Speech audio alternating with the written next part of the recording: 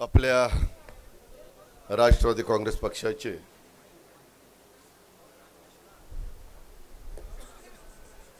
प्रांताध्यक्ष खासदार सुनील तटकरेजी, विधिमंडळातील माझे सहकारी आमदार सतीश चव्हाणजी, जिल्ह्याचे राष्ट्रवादीचे अध्यक्ष कैलास पाटील, माजी आमदार नितीन पाटील, अभिजित देशमुख, सुनील मगरे,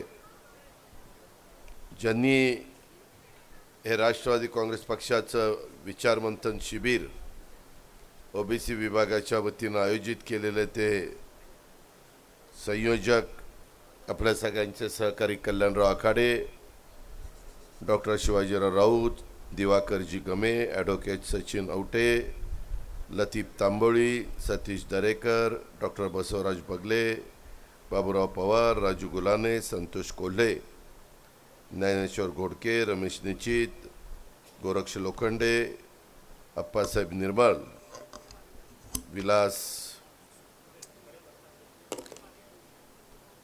विलास दंगारे, विशाल पुंड, संजय कोळी, प्रभाकर दोनाडे, सीताराम जवळे, बबन मदने, बालाजी गोड, अंकुश काळवणे, गोवर्धन भोईर, मनोज घोडके, दुर्गा ठाकरे, पंकज ठोंबरे, कय्यूम शेख, अमेर जयपूरवाला, विशेषतः वेगवेगळ्या जिल्ह्यातून आलेले सगळे प्रतिनिधी, पत्रकार मित्र, बंधू भगिनींनो आणि माझ्या तरुण मित्रांनो, आज सकाळी मी सुरुवातीलाच राष्ट्रवादी काँग्रेस पक्षाच्या वतीनं ओबीसी विभागातर्फे छत्रपती संभाजीनगरमध्ये आयोजित केलेल्या राष्ट्रवादी विचार मंथन शिबिरास उपस्थित असणाऱ्या सर्व माझ्या सहकाऱ्यांचं, पदाधिकाऱ्यांचं, आत्ता ज्यांच्या नेमणुका झाल्या त्यांचं, तसंच ओबीसी विभागाच्या माझ्या सहकाऱ्यांचं, कार्यकर्त्यांचं, राष्ट्रवादी काँग्रेस पक्षाचा प्रमुख या नात्याने मी आपल्या सर्वांचं मनापासून स्वागत करतो. आपला महाराष्ट्र हा शूरांचा, वीरांचा, संतांचा, महात्म्यांचा, महापुरुषांचा महाराष्ट्र. छत्रपती शिवाजी महाराज, क्रांतीसूर्य महात्मा ज्योतिराव फुले, राजर्षी शाहू महाराज, भारतरत्न डॉक्टर बाबासाहेब आंबेडकर, महाराष्ट्राचे पहिले मुख्यमंत्री स्वर्गीय यशवंतराव चव्हाण साहेब, राजमाता जिजाऊ, क्रांतिज्योती सावित्रीबाई फुले, रमाई माता, पुण्यश्लोक अहिल्यादेवी होळकर, या सर्वांचा आदर्श हा राष्ट्रवादी काँग्रेसचे त्या ठिकाणी आहे आणि त्यांच्या विचारधारेवर राष्ट्रवादी काँग्रेस पक्ष आपण पुढे नेण्याचा प्रयत्न करतो. या महामानवांच्या विचारावरच आपल्या सर्वांची राष्ट्रवादी काँग्रेस पक्षाची पुढची वाटचाल असणार आहे. आणि मला तुम्हाला सगळ्यांना या शिबिराच्या निमित्तानं सांगायचं आहे की राष्ट्रवादी काँग्रेस पक्ष इथून पुढच्या काळामध्ये देखील सर्व जाती, धर्म, पंथ, प्रांत, भाषांच्या नागरिकांना सोबत घेऊन विकासाच्या वाटेवर चालत राहील. राज्यात कुणावरही अन्याय होणार नाही, तर मागासवर्गीय, दलित, आदिवासी, अल्पसंख्याक अशा सर्व जाती धर्माच्या बांधवांच्या हक्काचं संरक्षण करण्याचं काम हा आपला राष्ट्रवादी काँग्रेस पक्ष करेल. आणि महिलांना देखील आपल्या समाजामध्ये मान, सन्मान, आदर, संरक्षण, सुरक्षितता मिळेल यासाठी राष्ट्रवादी काँग्रेस पक्ष हा कटिबद्ध आहे. समाजातल्या प्रत्येक घटकाच्या सारखी प्रवर्गाच्यासाठी विकासाला प्राधान्य देणारा हा आपला पक्ष आहे आणि हीच आमची भूमिका आहे. आज इथं बोलत असताना माझ्या आधी प्रांताध्यक्षांनी सांगितलं, कल्याणरावांनी सांगितलं, सकाळपासून वेगवेगळ्या मान्यवरांनी आपापली मतं इथं मांडण्याचा प्रयत्न केला आहे. उद्याही काही मान्यवर आपापली मतं वेगवेगळ्या विषयावर त्या ठिकाणी मांडणार आहेत. असं हे 2 दिवसाचं चर्चासत्र आहे, विचारमंथन शिबिर आहे. आणि ह्याच्यामध्ये माहिती पण देत असताना आम्ही विचाराचे वारकरी वाहतो, विकासाची पालखी, संकल्प महायुतीचा शब्ददादांचा, त्याच्यातून साधारण आपण ज्या काही योजना समाजाच्या करता केलेल्या आहेत महायुतीच्या सरकारच्या माध्यमातून असतील, ह्या सगळ्या पहिल्यांदा तुम्ही समजून घेतल्या पाहिजे आणि मग तुम्ही इथून 2 दिवसाचं विचार मंथन झाल्यावर आपापल्या भागामध्ये जाल त्यावेळेस तिथल्याही लोकांना व्यवस्थित समजून सांगितल्या पाहिजे. जनसन्मान यात्रा ह्याच उद्देशाने काढलेली आहे की बाबा आम्ही काय योजना तुमच्याकरता आणल्यात.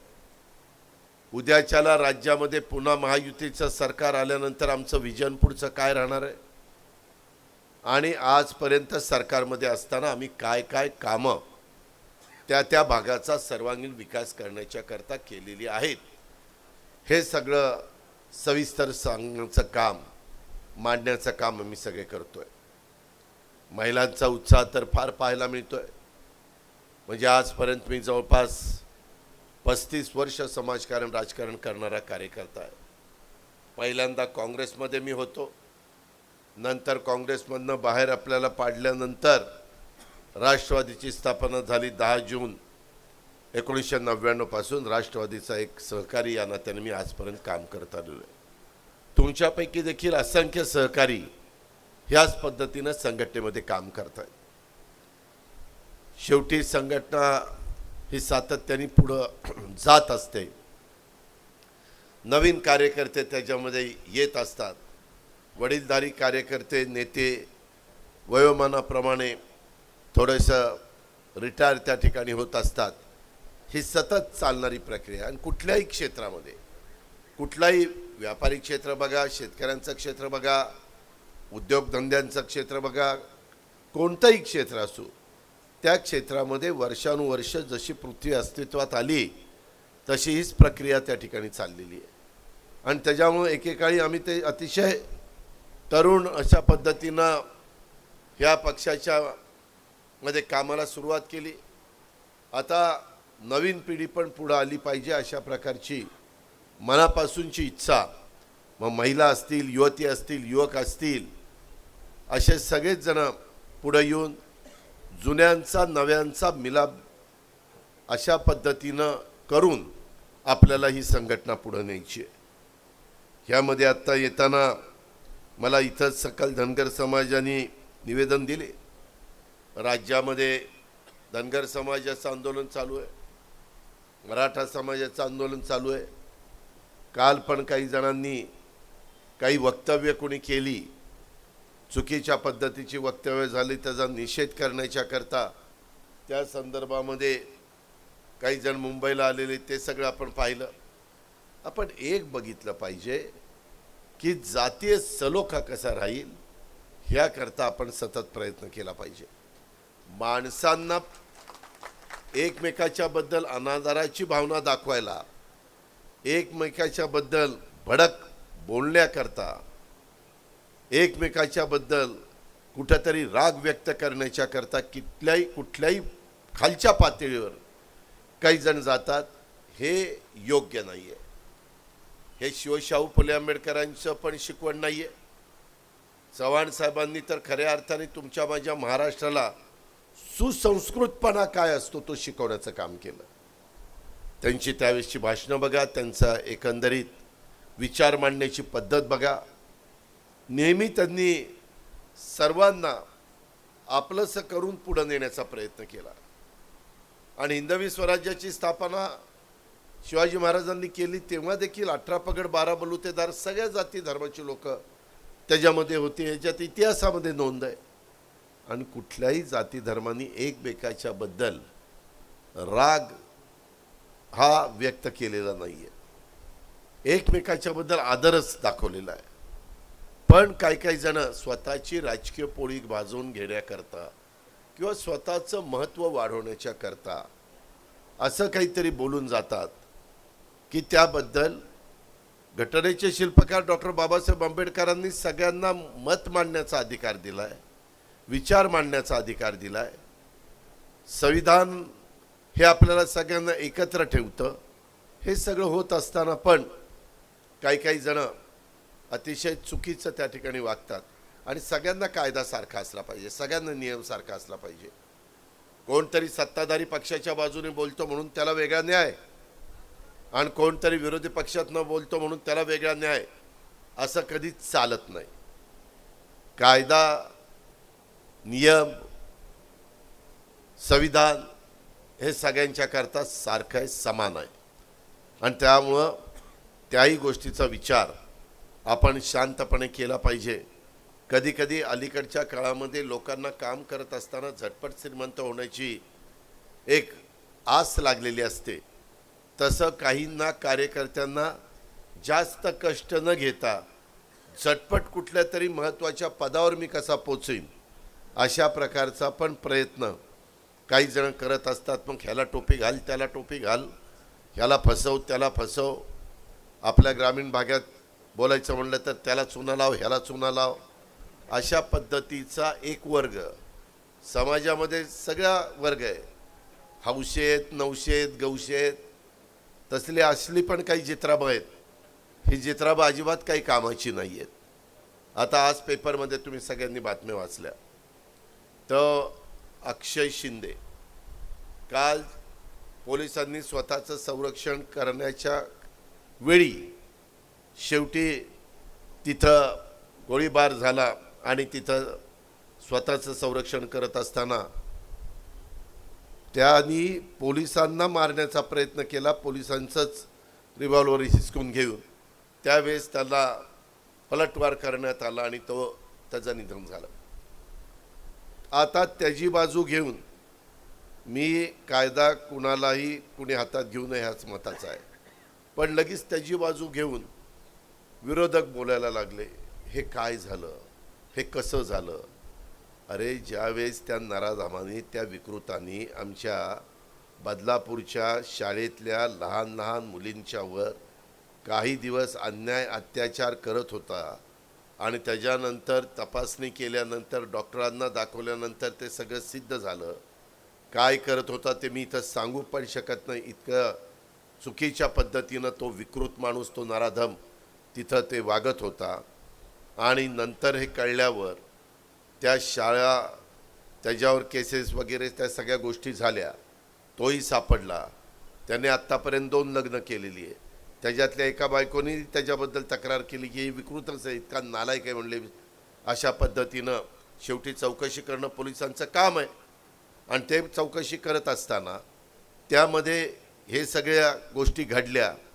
ज्यावेळेस घडलं त्यावेळेस बदलापूरकरांनी 8-9 तास ट्रेन बंद केली होती.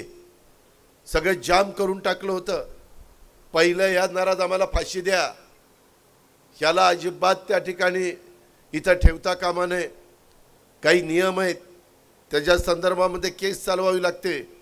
आपण उज्ज्वल निकमांच्या सारखा नामांकित वकील तिथं मागणी केल्यानंतर त्यांना विनंती करून ती केस चालवायला दिलेली होती. त्यांनी ती हातामध्ये घेतलेली होती.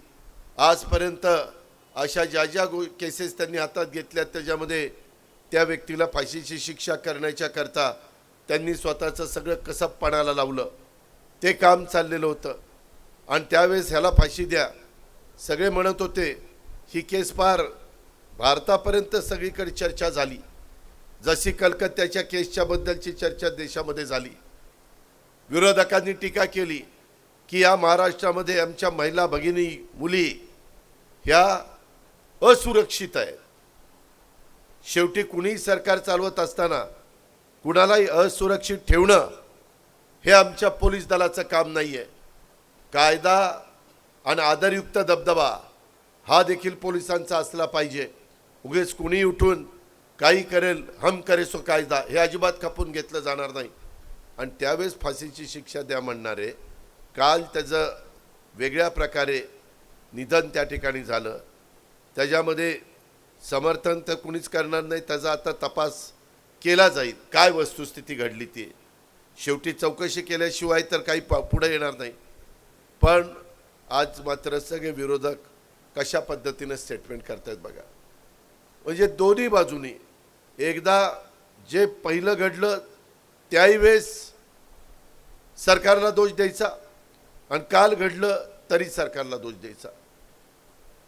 त्याला फाशीची तर शिक्षा द्यायचीच होती, फाशी होणारच होती. त्याकरता काही कायद्यामध्ये बदल केलेले आहेत.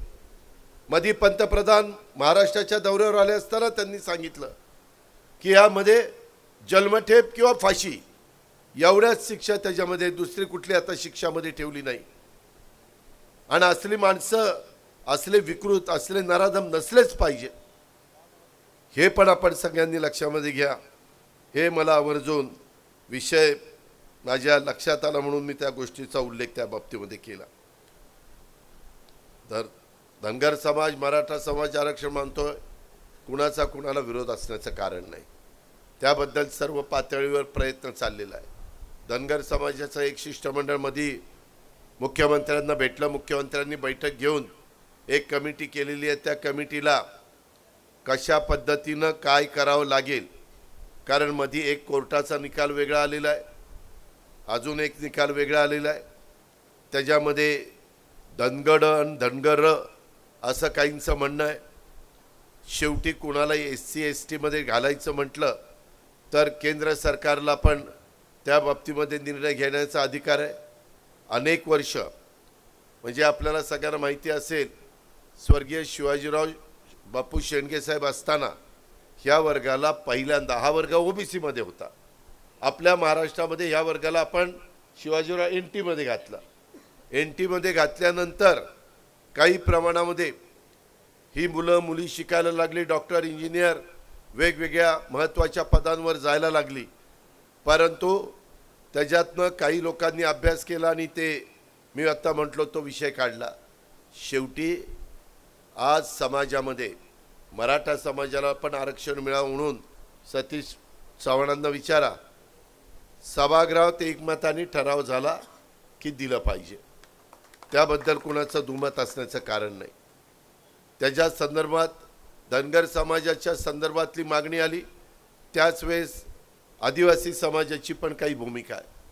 शेवटी मार्ग काढत असताना त्याच्यातनं नवीन काही प्रश्न निर्माण होणार नाहीत याही बद्दलचा अभ्यास सरकार त्या ठिकाणी करतंय आणि कमिटी केलेली आहे. त्या कमिटीनं एकदा संपूर्ण माहिती देऊन ते हायकोर्टामध्ये का नाकारलं गेलं, काय झालं, अशा या सगळ्या गोष्टीच्या बाबी त्याच्यामध्ये घेतलेल्या आहेत. मला स्वतः मुख्यमंत्री साहेब म्हणले की अजित, मी त्याच्या संदर्भातली कमिटी केलेली आहे. परंतु आज सगळेच जण उपोषणाला बसलेले आहेत. त्याच्या संदर्भामध्ये त्यांच्याशी चर्चा केली जाते. त्यांनी ते उपोषण मागं घ्यावं अशा प्रकारे सरकार आव्हान करत आहे. वेगवेगळे लोक वेगवेगळ्या ठिकाणी भेटी देत आहेत. ह्या सगळ्या बाबी आपण त्या ठिकाणी पाहतोय. पण ह्याच्यातनं मार्ग दिगावा अशी सरकारची सकारात्मकच भूमिका आहे. आणि तो मार्ग काढत असताना कुणालाही त्या ठिकाणी दुखवलं जाऊ नये अशाही पद्धतीनं त्या बाबतीमध्ये सरकार विचार करत आहे आणि मुख्यमंत्र्यांच्या स्तरावर त्याबद्दलच्या चर्चा चाललेल्या आहे. मी पण आज इथले आपलं राष्ट्रवादी विचार मंथन शिबिराचं माझं भाषण आटोपल्यावर मी नितीन पाटलांच्याकडे जाणार आहे, नंतर अजून एका ठिकाणी जाणार आहे.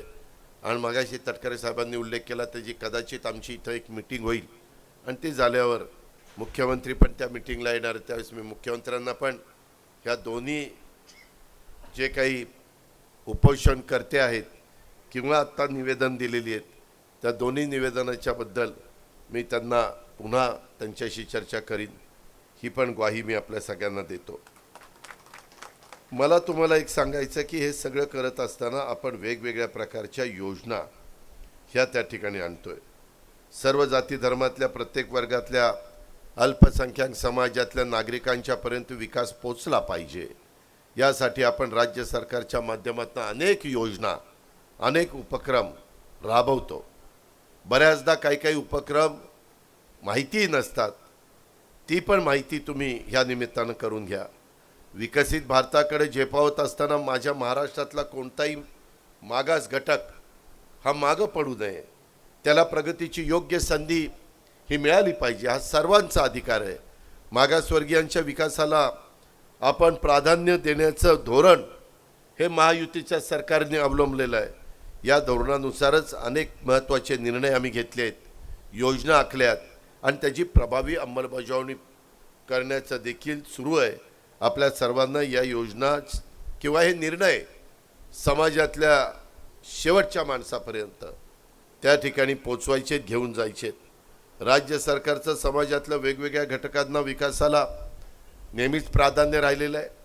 यंदाचा अर्थसंकल्पन 10वा सादर करत असताना तोच विचार मनामध्ये ठेवून मी माझ्या मायमाऊलींना, माझ्या बहिणींना, माझ्या बांधवांना मोफत वीज माफी असेल, 5 रुपये अनुदान लिटरला गाईच्या जास्त देण्याचा निर्णय असेल, कालच्या कॅबिनेटला पुन्हा ते 501 ऑक्टोबरपासून 7 रुपये केलेले आहेत।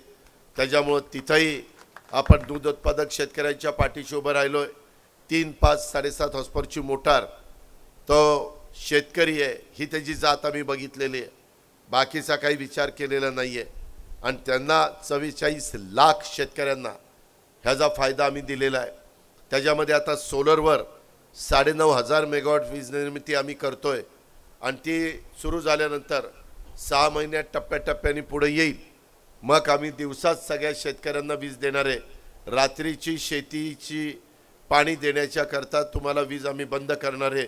तुमची अनेक वर्षाची मागणी ही ह्या पद्धतीने दूर करण्याचं आमचा सगळ्यांचा निश्चय आहे। तशा पद्धतीने पावलं आम्ही उचललेली आहेत। राज्य सरकारची जवळपास 40,000 एकर जमीन जी बॅरन लँड आहे, ती लँड वेगवेगळ्या कंपन्यांना सांगितलेलं की ही आमची जमीन आहे, कुणाला प्लांट लावायचा असेल तर लावा, सोलर पॅनल लावायचे असतील तर लावा।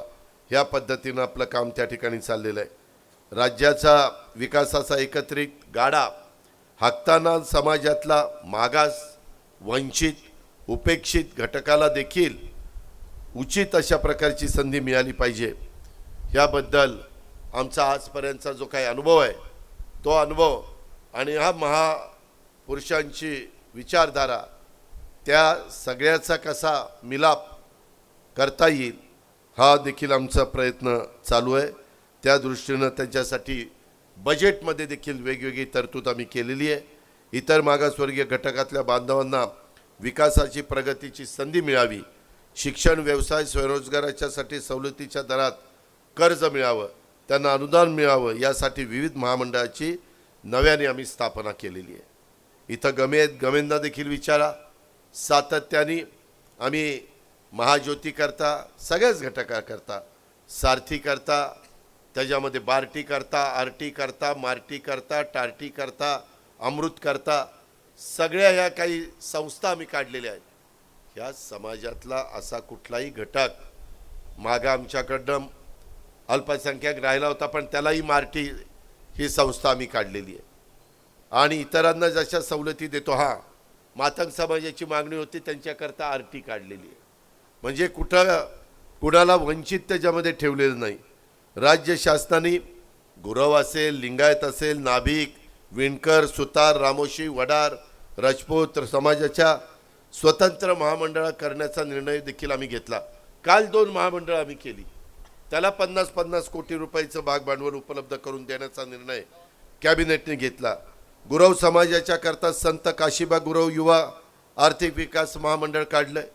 माझ्या रामोशी समाजाच्या करता राजे उमाजी नाईक आर्थिक विकास महामंडळ काढलंय। लिंगायत समाजाच्या करता जगज्योती महात्मा बसवेश्वर आर्थिक विकास महामंडळ काढलंय। नाभिक समाजाच्या करता सामाजिक व आर्थिक विकासासाठी संत सेनानी महाराज केश शिल्पी महामंडळ हे आपण त्या ठिकाणी उपकंपनी काढली।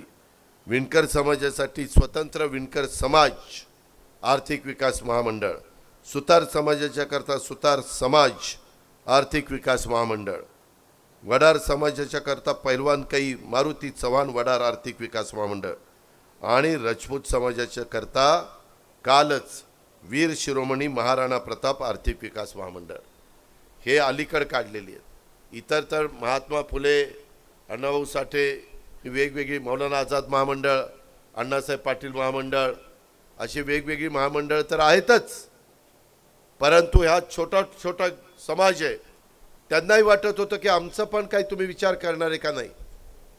परदेशात पण मुलांना मुलींना चांगलं शिक्षण घेण्याच्या करता आम्ही त्या ठिकाणी तरतूद केलेली आहे। असं कुठल्याही मुलाला वाटता कामा नये आम्ही गरिबाच्या पोटी जन्माला आलोय म्हणून आम्हाला चांगलं शिक्षणापासून वंचित राहावं लागतंय, ही पण अडचण आम्ही मुलींच्या बाबतीमध्ये कॉलेजच्या शिक्षणाच्या मध्ये दूर केलेली आहे. मोफत कॉलेजचं शिक्षण देण्याचा निर्णय हा देखील राज्य सरकारने घेतलेला आहे आणि या सगळ्या महामंडळांना 50 कोटी रुपयाचं भागभांडवल उपलब्ध करून दिलंय. त्या माध्यमातून समाजाच्या विकासासाठी योजना उपक्रम राबवण्यात येत आहेत. महाज्योतीच्या विद्यार्थ्यांना 100% अधिछात्रवृत्ती देण्याचा निर्णय. बार्टीच्या धर्तीवर सारथी आणि महाज्योती विद्यार्थ्यांना नोंदणी दिनांकापासून 100% अधिछात्रवृत्ती देण्याचा निर्णय कालच्याच कॅबिनेटमध्ये रेग्युलर विषय होते 11, आयत्या वेळेस विषय आले 25. त्याच्यामध्ये मी तिथं सांगितलं की बाबा हा निर्णय आपल्याला घ्यावा लागेल. बार्टी, सारथी, महाज्योती, अमृत, TRTI या संस्थांच्या कार्यक्रम योजनांमध्ये एक समानता आणण्याचा निर्णय आम्ही घेतला आहे. अधिछात्रवृत्ती, परदेशी शिष्यवृत्ती या योजनांच्या करता देखील लाभार्थींची संख्या निश्चित करण्यात आलेली आहे. हा असा आहे सगळा कार्यक्रम आहे. इतर मागासवर्ग, विमुक्त जाती, भटक्या जमाती आणि विशेष मागास प्रवर्गातील येत्या 3 वर्षात साधारण 10 लाख घरं बांधण्याचा मोदी आवास घरकुल योजना ही राबवण्याचा निर्णय आपण घेतलेला आहे. धनगर समाजाच्या उन्नतीकरता प्रभावीपणे योजना राबवण्याच्या करता एकनाथराव शिंदे यांच्या अध्यक्षतेखाली शक्तिप्रदान समिती स्थापन करण्याचा निर्णय डॉक्टर शिवाजीराव आपण ह्या सरकारने घेतलेला आहे. धनगर समाजाच्या शैक्षणिक सामाजिक उपक्रमाकरता नव्या मुंबईतल्या खारघर येथे 4000 चौरस मीटर म्हणजे 1 एकराचा भूखंड उपलब्ध करून देण्याचा निर्णय देखील घेण्यात आलेला आहे. खुल्या प्रवर्गातील आर्थिकदृष्ट्या दुर्बल घटकातील विद्यार्थ्यांसाठी महाराष्ट्र संशोधन उन्नत प्रशिक्षण प्रबोधन अमृत संस्था स्थापन करण्यात आलेली आहे. याकरता 3 नियमित आणि 17 कंत्राटी पदांना मान्यता दिलेली आहे आणि जिल्ह्याच्या ठिकाणी मुलामुलींच्या करता प्रत्येकी एक अशी 72 शासकीय वसतिगृह सुरू करण्यास देखील आम्ही मान्यता दिलेली आहे. उच्च शिक्षण घेणाऱ्या माझ्या इतर मागासवर्ग, विमुक्त जाती व भटक्या जमातीतील विद्यार्थ्यांच्यासाठी ज्योती सावित्रीबाई फुले आधार योजना ही राबवण्यात त्या ठिकाणी येते आणि त्याच्यामध्ये जोपर्यंत हॉस्टेल होत नाही तोपर्यंत मुंबई उपनगर, नवी मुंबई, ठाणे, पुणे, पिंपरी चिंचवड, नागपूर या ठिकाणी उच्च शिक्षण घेणाऱ्या विद्यार्थ्यांना प्रतिवर्षी 60,000 रुपये, इतर महसुली विभागात शहर आणि उर्वरित वर्ग महानगरपालिका क्षेत्रात शिक्षण घेणाऱ्या विद्यार्थ्यांना प्रतिवर्षी 51,000, जिल्ह्याच्या ठिकाणी 43,000, तालुक्याच्या ठिकाणी 38,000 अशा प्रकारचा लाभ आपण त्या ठिकाणी देतोय. का स्वर्गीय राजर्षी शाहू महाराजांनी त्या काळामध्ये वसतिगृह काढली आणि त्याच्यातनं कितीतरी समाजातले लोक शिकले आणि मोठे झाले. ह्याची मूर्तिमंत उदाहरणं आपल्या सगळ्यांच्या समोर आहेत. आज प्रत्येक जिल्ह्याच्या ठिकाणी 100 विद्यार्थी क्षमतेचं मुलांच्यासाठी 1 आणि मुलींच्यासाठी 1 अशी 36 जिल्ह्यांच्या ठिकाणी 72 वसतिगृह सुरू करण्याचा निर्णय हा आपण घेतला. आणि जोपर्यंत वसतिगृह होत नाही तोपर्यंत गमेशजी ते पैसे आपण देतोय हे तुम्हालाही माहिती आहे. त्या संदर्भात कधी कधी काय होतं मी तुम्हाला सगळ्यांना सांगतो की एखाद्या विभागाने त्यांचा आउटलेचा दिला बजेटमध्ये आणि काही त्यांच्याकडनं त्रुटी राहिल्या की ते स्वतःवर घेत नाही, ते पेपरला बातमी देऊन टाकतात. आम्ही प्रस्ताव वित्त विभागाला पाठवलेला आहे आणि वित्त विभागाने अजून मंजूर केला नाही. अरे वित्त विभाग इथं उभा आहे ना, काय नाही झालं मंजूर करायला? उगीच कारण नसताना माझी का बदनामी करताय?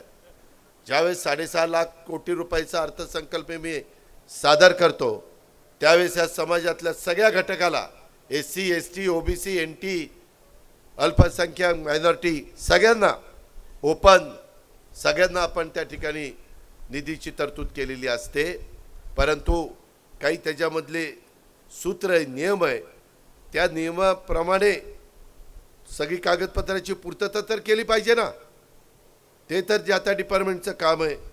याही गोष्टीचा विचार आपण सगळ्यांनी त्या ठिकाणी करावा.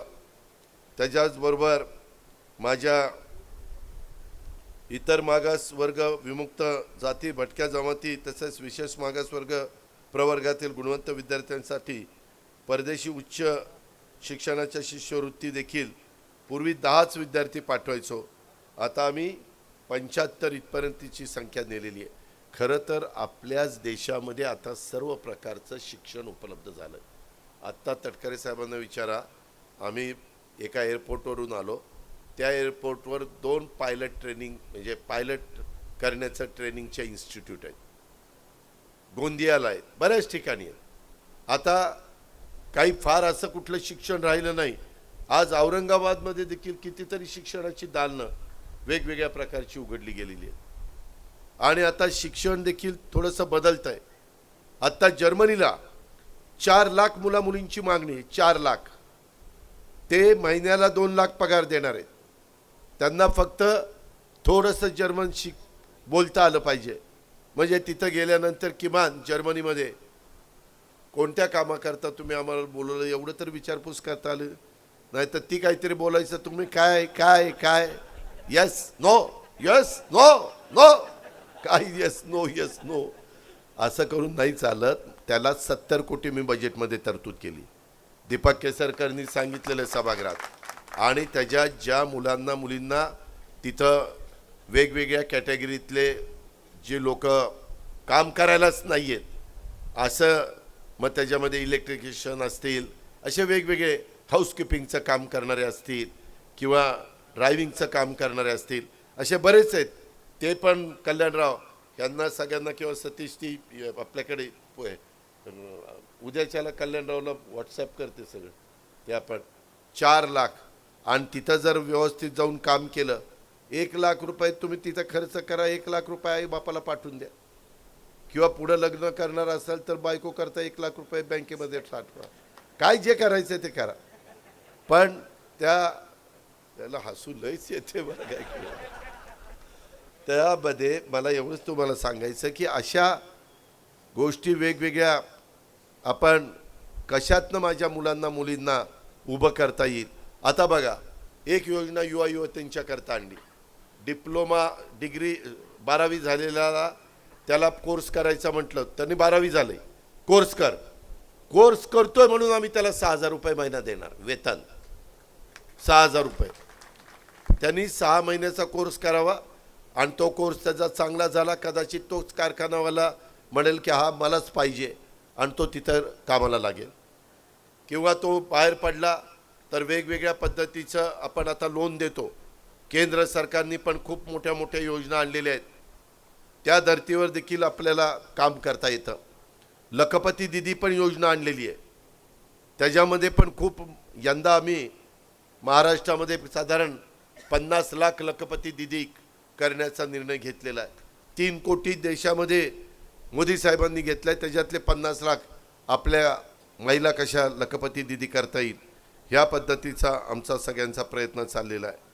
एकंदरीतच आपलं महाराष्ट्र हे लोककल्याणकारी राज्य आहे आणि त्याच्यामुळं ह्या राज्यामध्ये कुठलाही गरीब घटक, आम्ही या योजना आणल्या त्या तर सगळ्यांच्या करता आणल्या. मी मगाशी सांगताना राहून गेलो, 12वी वाल्याला 6,000 रुपये स्टायपन म्हणजे प्रशिक्षण घेतो म्हणून वेतन, डिप्लोमावाल्याला 8,000 रुपये आणि डिग्रीवाल्याला 10,000 रुपये. म्हणजे त्याचा तो सगळा काही भार आहे तो आईवडिलांच्यावर न पडता त्यांनी कोर्स पण करावा आणि त्याच्यात भागवावं. अशा पद्धतीचं दरवर्षी 10 लाख विद्यार्थी तयार करणार, त्याला 10,000 कोटी रुपयाची तरतूद आपण केलेली आहे. 10,000 कोटी रुपये. आज कल्याणराव, कैलास, सतीश, आपण काही जण आपल्यावर ओरडतात कारखानदारी दुसरीकडे चालली, अजिबात नाही. पंतप्रधानांनी पहिल्याच कॅबिनेटमध्ये वाढवण बंदर किती 1,000 कोटी रुपये मंजूर केले? पाऊण लाख कोटी म्हणजे 75,000 कोटी. जगात 10 बंदर आहेत, त्याच्यातलं एक बंदर ते होणार आहे. पहिल्या 10 मधलं ते एक बंदर. 10 ते 12 लाख लोकांना तिथं काम मिळणार आहे. तिथं आम्ही आता कार्गो म्हणून एअरपोर्ट पण तयार करतोय. रोड तर कसे झालेले आहेत, समृद्धी महामार्ग वगैरे तुम्हाला माहिती आहे. त्या समृद्धी महामार्गावरून मला आठवलं, आम्ही एकदा इथं आलो, आपला कार्यक्रम कुठला झाला त्याच्यात, नाही नाही इथलं ते कुठलं कार्यालय तुमचं, सिडकोचं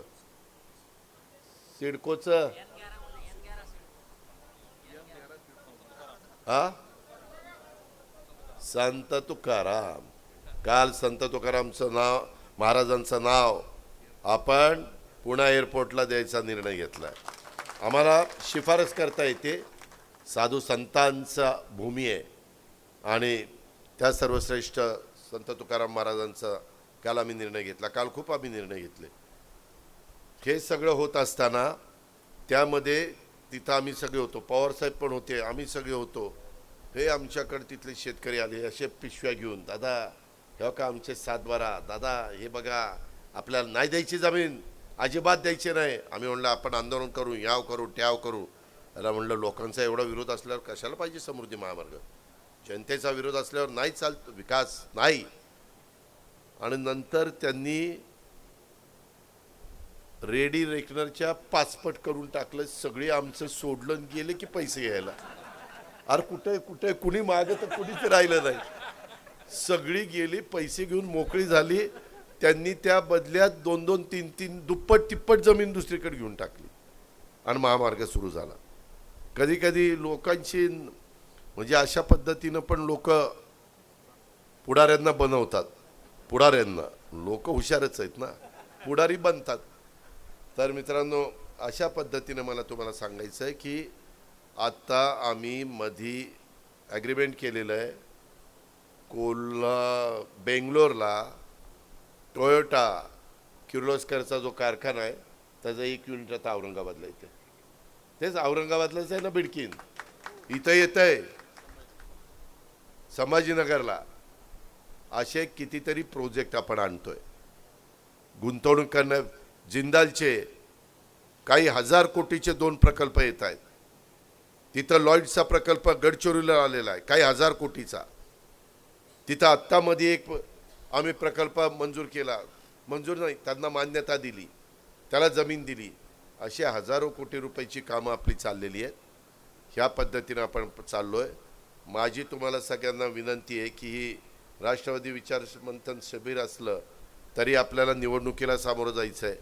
आपल्याला जात असताना हे जे काही खोटा प्रचार चालला आहे, नरेटिव्ह सेट करण्याचं चाललं आहे. मधल्या लोकसभेला असंच झालं. लोकसभेला त्यांच्या आघाडीपेक्षा आपल्याला 0.5% मतं कमी आहेत युतीला.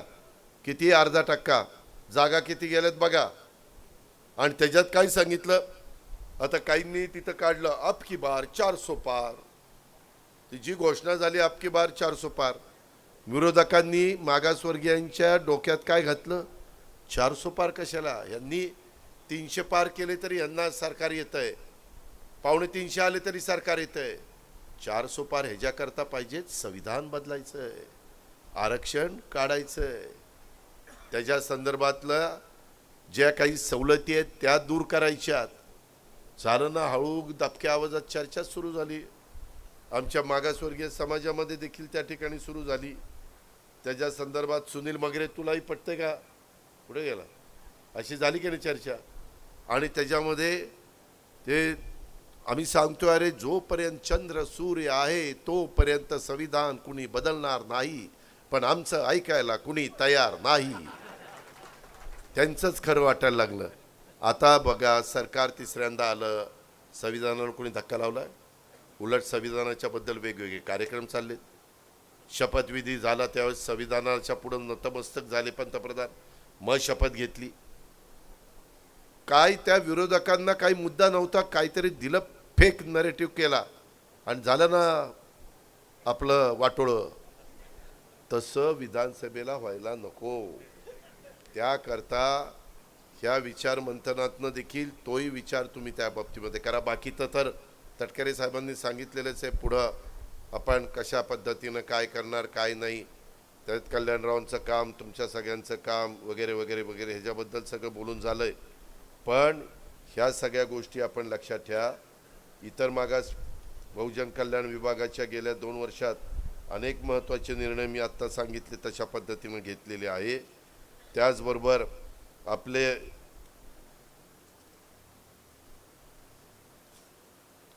कुठल्याही कोणाच्याही मनामध्ये संभ्रम नको। आत्ताही कारण नसताना कुठल्याही योजना म्हणे दुसऱ्या राज्यात चालल्यात असं नाही। गडकरींच्या मदतीनं सगळ्यात जास्त नॅशनल हायवेची कामं आपल्याकडे चाललेली आहेत। आता नवीन एक औरंगाबाद पुणे रस्ता देखील कालच्याच कॅबिनेटला आम्ही मंजूर केला। कालच्याच कॅबिनेटला उद्घाटन आहे, भूमिपूजन आहे, तर तो पण आम्ही घेतलाय। काही 1000 कोटीचा आहे, डायरेक्ट पुणे टू संभाजीनगर औरंगाबाद ह्या पद्धतीनं त्याला आम्ही काल मान्यता दिलेली आहे। आणि जुना आहे तिथं तर पूर्णपणे फ्लायओव्हर, आम्ही पुण्यापासून वर फ्लायओव्हर चढायचं ते थेट शिक्रापूरच्या पुढंच उतरायचं आणि फ्लायओव्हर किती 3 वाहनं इकडून जाणार, 3 वाहनं इकडून आणि खालनं दुसरी वाहनं आणि वरनं मेट्रो। बघा आता काय चाललंय ते। आणि तसं नागपूरला झालंय, आपण अधिवेशनाला जातो त्यावेळेस आपण बघितलेलं आहे। या पद्धतीनं नवीन टेक्नॉलॉजीचा वापर आम्ही करतोय। आता अटल सेतू आमच्या तटकरे साहेबांच्याकडे जायला आम्हाला जास्त तास लागायचे, ते आता अर्ध्या तासातच आम्ही नावाशेवा टू शिवडी करतोय। एवढा बदल त्याच्यामध्ये झालेला आहे। आता कोस्टल रोड वरळीमध्ये शिरला की तुम्ही पोलीस जिमखान्याला येता 6 मिनिटात, पूर्वी अर्धा तास लागायचा। हे असे खूप बदल वेगवेगळे आपण त्या ठिकाणी करतोय आणि त्या पद्धतीनं तुमच्या माझ्या राज्याला पुढं कसं नेता येईल अशा प्रकारचा प्रयत्न आपला आहे। आपल्या सगळ्यांना माहिती आहे की राजकारण, समाजकारण आणि सार्वजनिक जीवनामध्ये आपण सर्वजण एक निश्चित ध्येयानं, धोरणानं, विचारानं गेले अनेक वर्ष दिवस रात्र काम करतोय। आपल्या कामातून राज्यातील जनतेचं भलं व्हावं, राज्याचा विकास व्हावा, शेती, उद्योग, व्यापार, सहकार, कला, क्रीडा, साहित्य, संस्कृती या सर्व क्षेत्रात तुमचं माझं शिवशाहू फुले आंबेडकरांचं महाराष्ट्र राज्य हे पहिल्या नंबरवर असलं पाहिजे, यासाठी आपण प्रयत्न करतोय। त्याकरता हे ध्येय जर पूर्ण करायचं म्हटलं तर सत्ता पाहिजे। सत्ता हे ध्येय नसलं तरी ध्येय प्राप्तीच्यासाठी सत्ता आवश्यक असते, हे वास्तव तुम्हाला मला विसरता येणार नाही। आपल्या देशात राज्याला युती आघाड्यांचं सरकार नवीन नाहीत, परंतु युती आघाडी करताना पक्षाच्या विचारांची प्रतारणा होणार नाहीये, ध्येय धोरणाशी तडजोड होणार नाही, सर्वांना न्याय मिळेल, सामाजिक वंचित उपेक्षित घटकांना त्यांचा हक्क मिळेल, कुणावरही अन्याय होणार नाही याची काळजी ही आपल्याला घ्यावीच लागेल। महाराष्ट्राचा आणि सामान्य जनतेचा विकास हाच आपल्या राष्ट्रवादी काँग्रेस पक्षाचा अजेंडा आहे। मला जे पटतं ते, जे योग्य वाटतं ते मी अगदी मनापासून करतो। एकदा घेतलेल्या निर्णयापासून मी कधी बाजूला हटत नाही, कोणत्याही परिस्थितीत कुणालाही कधी वाऱ्यावर सोडत नाही। त्यामुळं राज्यातले लोक मोठ्या प्रमाणावर आज राष्ट्रवादी काँग्रेस पक्षावर बरोबर आहेत, आपल्यावर विश्वास ठेवून आहेत। राज्याचा सत्ताकारणात, समाजकारणात कोणत्याही भूमिकेत आपण असलो तरी महाराष्ट्राचा विकास हाच आपला अजेंडा आहे। शेतकरी, कष्टकरी, सर्वसामान्य जनतेसाठी तळमळीनं काम करणं हीच राष्ट्रवादी काँग्रेस पक्षाच्या प्रत्येक सेलमध्ये काम करत असणाऱ्या सेलच्या प्रमुखाची, त्यांच्या कार्यकारिणीची, त्या कार्यकारिणीमध्ये असणाऱ्या सदस्यांची, सगळ्यांची त्या ठिकाणी तीच तळमळ आहे, तीच भूमिका आहे, हे पण आपण विसरता कामा नये। आपला महाराष्ट्र हा सर्वांचा आहे, महाराष्ट्राच्या विकासात सर्वांचं योगदान पण असलं पाहिजे। सर्वांनी योगदान दिलं तरच तुमचा माझा शिवशाहू फुले आंबेडकरांचा महाराष्ट्र हा विकासात पुढे जाणार आहे। संयुक्त महाराष्ट्राच्या आंदोलनामध्ये देखील राज्यात सर्व पक्षांचे, सर्व विचारांचे, सर्व जाती धर्मातले, स्तरातले लोक सहभागी झाले होते। या सर्वांच्या त्याग बलिदानातूनच महाराष्ट्र राज्याची स्थापना झाली। नंतरच्या काळात सर्वपक्षीय नेत्यांनी, जनतेने महाराष्ट्र घडवला, हे पण आपल्याला विसरता येणार नाही। माझी तुम्हाला अजून एक विनंती आहे की आपण सगळेजण कार्यकर्ते पक्षाचेच आहात, जरी तुम्ही सगळेजण राष्ट्रवादी विचारमंथन शिबिराच्या निमित्तानं ओबीसी विभागामध्ये काम करत असला तरी महायुतीच्या माध्यमातून राष्ट्रवादी काँग्रेस पक्षानं राज्याच्या विकासात महत्त्वाची भूमिका बजावत असताना वेगवेगळ्या योजना, ह्या तर योजना तुम्हाला सांगण्याचं काम ह्या मार्फत आमच्या कल्याणराव आखाडेंनी केलेलंच आहे। परंतु महाराष्ट्रवादी हेल्पलाईन क्रमांक ते पडलं, हेल्पलाईन क्रमांक 9861 71 71 71 9861 71 71 71 हा हेल्पलाईन क्रमांक आहे। तो राज्यातल्या प्रत्येक नागरिकापर्यंत पोहोचला पाहिजे, त्यासाठी सर्वांनी प्रयत्न करावा।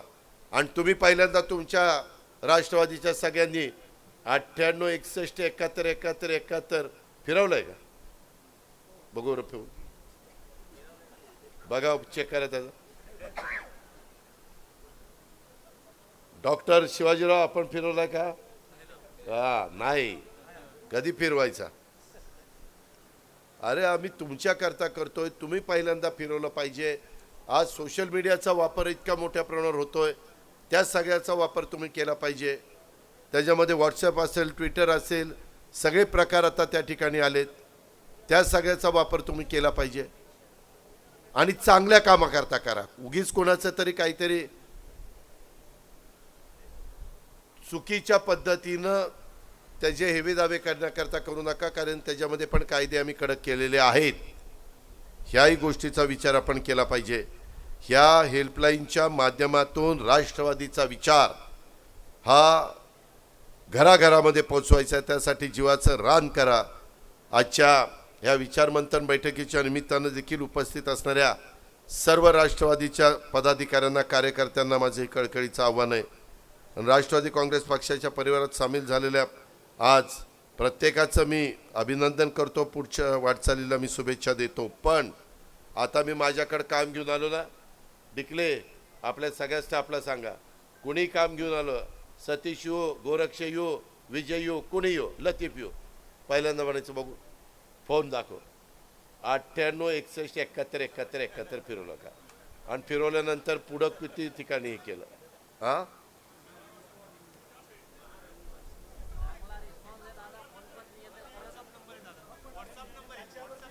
अरे व्हॉट्सॲप नाही का? व्हॉट्सॲप नंबर आहे ना बाबा, आला ना? अरे तू चांगलं केलं बाबा, की बाकीच्यांना शिकव। नाही, आपल्या पुरतं ठेवू नका। आता पूर्वीचा सारखा प्रचार राहिलेला नाहीये, प्रचाराची सगळी गोष्टी बदललेल्या आहेत। काळानुरूप आपल्याला पण काही गोष्टीचा बदल करावा लागेल आणि सर्वसामान्य मतदाराच्या पर्यंत पोहोचावं लागेल आणि या सगळ्याचा वापर करून आपली प्रचाराची यंत्रणा अधिक आकर्षक आणि योग्य पद्धतीनं कशी राबवता येईल ह्याकरता देखील आपण प्रयत्न केला पाहिजे। संत शिरोमणी गोरोबा काका मातिकाला ए का राहिले बघ रे, कुणाकडे फाईल आहे? अरे होय रे बाबा, चाललंय एक एक एक एक नाही जगदाळेंचं नाही, सदुंबराला तर मी आता भूमिपूजन करतोय, परंतु त्याच्यात पण केलं मी माहिती घेतो। होय बाबा, जे काही आता सूचना आल्या त्या सूचनाचं पण मी स्वागत करतो। अतिशय चांगल्या पद्धतीनं कल्याणराव, तुम्ही राष्ट्रवादी काँग्रेस ओबीसी विभागातर्फे राष्ट्रवादी विचारमंथन शिबिर हा पहिला दिवस आज तुम्ही पार पाडलेला आहे। उद्या पण मला वाटतं डॉक्टर बसवराज बगले, अविनाश दायगुडे, स्वतः कल्याणराव आखाडे असे वेगवेगळे मान्यवर त्याच्यामध्ये मार्गदर्शन करणार आहेत। काही महत्त्वाची लोक देखील, उमाशंकर यादव येणार आहेत का उद्या? ते येतील। विक्रम काळे, भुजबळ साहेबांचा निरोप आला का? काही लोक त्या ठिकाणी येतील, काही लोकांना इतर पण काही कामं आहेत। आत्ता पंतप्रधान 25 उद्या किती तारीख आहे? 26 तारखेला येत आहेत। त्या दिवशी आम्ही भिडेवाडा, जिथं सावित्रीबाई फुले यांनी पहिली शाळा काढली पुण्यात, आणि खूप त्यांना त्रास झाला. तिथं अतिशय चांगल्या प्रकारे आपण स्मारक करतोय. ती जागा खाली करून घेतली, सुप्रीम कोर्टापर्यंत गेलो, प्लॅन अतिशय चांगला केलेला आहे आणि त्याचं भूमिपूजन त्या दिवशी ऑनलाईन होणार आहे आणि आता त्या कामाला मी सुरुवात त्या ठिकाणी करणार आहे.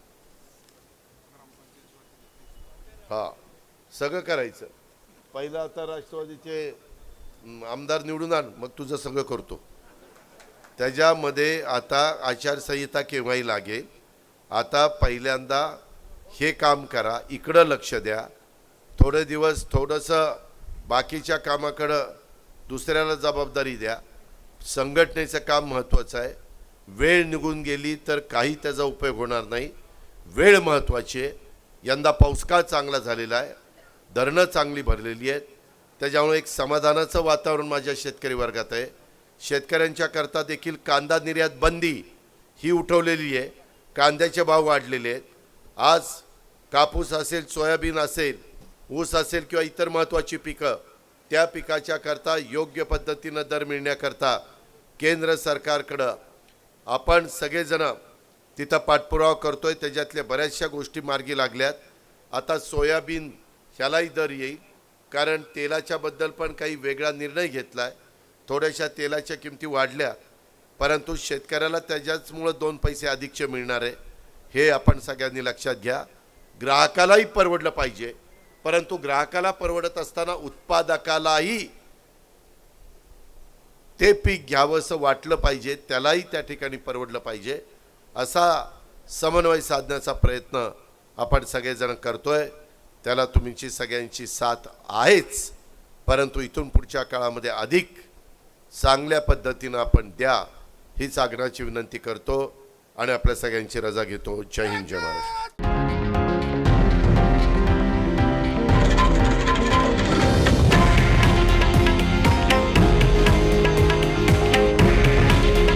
हे आहे देशातील नंबर 1 न्यूज नेटवर्क आणि आपण पाहत आहात TV9 मराठी. काळजी तुमची, हित महाराष्ट्राचं.